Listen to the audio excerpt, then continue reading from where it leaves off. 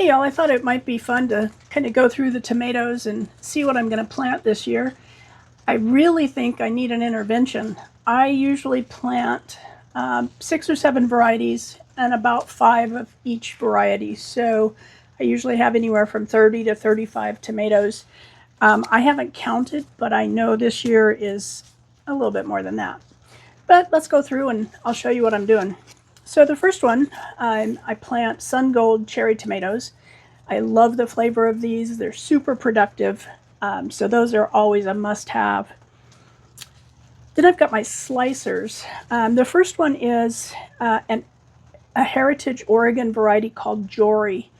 This was grown heavily in the Willamette Valley in Oregon during the 50s and 60s, and it was used for canning. I have a friend whose last name is Jory, so I decided to go with the Jory tomato. Next up is Ruby Gold. This one I got just because I have a golden retriever named Ruby, so Ruby Gold seemed like a good choice. One of my favorite slicers, and it's always a must-have in my garden, is Mortgage Lifter. These produce huge tomatoes. 1 to 2 pounds is not unusual for Mortgage Lifter tomatoes, and I love the flavor of them. I love that they're pretty carefree. They don't seem to be subject to blight or any other diseases that tomatoes get. So it's a must-have for me. The next one is one called Umpqua Beauty. If you're in Oregon, you know that there's an Umpqua River and an Umpqua River Valley, and that's where this tomato hailed from. And it's supposed to be just a great tasting tomato. Also grows up to 2 pounds or 2 pounds plus. So I'm hoping that this one will be a winner in the Tomato Challenge 2026. Then I've got my old standby Cherokee Purple and Black Crim. I usually plant one or the other of these, so I'm going to have to decide which one I'm not going to go with this year. I planted both last year. The Black Crim didn't really produce very well for me.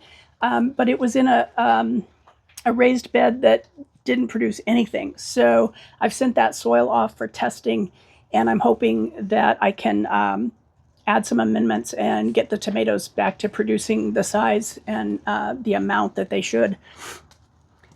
This one is a new one for me. It's called Quastrali. It's an Italian tomato, kind of the heavily ribbed tomato that you see so much of, and it's supposed to produce a really large tomato. So again, Tomato Challenge 2026, I'm coming for you. Then I've got Cherokee Carbon, which is a hybrid. It's a cross between the Cherokee Purple and the Carbon tomato, and I have a friend who grows these, and she loves them. She swears by them. So I may decide to go with the Cherokee Carbon instead of Cherokee Purple. I don't usually do hybrids, but, you know, it's worth a try. We'll see what happens. This one is Amish Paste. I got these from freeheirloomseeds.org, and Amish Paste is my favorite paste tomato. Produces large fruit for me, and it does really well in my garden. Since I do so much canning with my tomatoes, I liked a larger paste tomato, and Amish Paste does that for me. And then I've got San Marzanos, which last year didn't do well for me. But again, I think it was the soil in the bed they were in. So we'll see. I'm hoping that I get a little bit better production out of them than I got last year.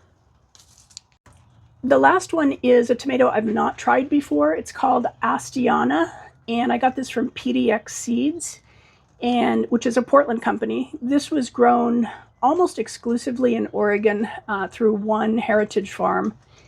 When they shut down and stopped farming, their seeds were purchased by another farm, and they've reproduced enough seeds that they can sell them to the public now through PDX Seeds. So this is supposed to be another large tomato, a good slicer, and I'm going to give it a try and see what it does. So what tomato varieties are you planting this year? Anything new to your garden? Any old standbys that are must-haves? Drop a note down in the comments and let me know. And please don't forget to like and subscribe. It helps my channel grow, and I appreciate your support so much. Take care, y'all.